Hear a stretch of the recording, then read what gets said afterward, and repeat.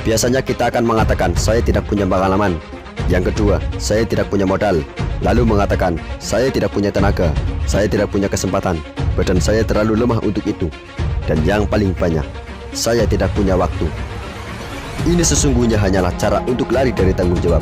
Ingat, ketika Anda mengucapkan itu bukan cerita tentang excuse, tetapi Anda sedang melakukan self-destruction process atau proses penghancuran diri sendiri. Karena itu, kita harus hilangkan ini dulu sebelum kita mulai. Saya tidak mau memulai lebih jauh lagi.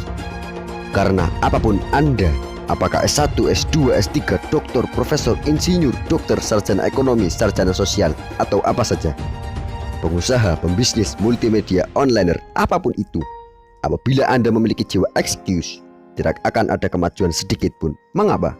Karena kita sesungguhnya punya 1000 alasan untuk gagal. Tapi jangan lupa, kita pun punya 1000 alasan untuk berhasil.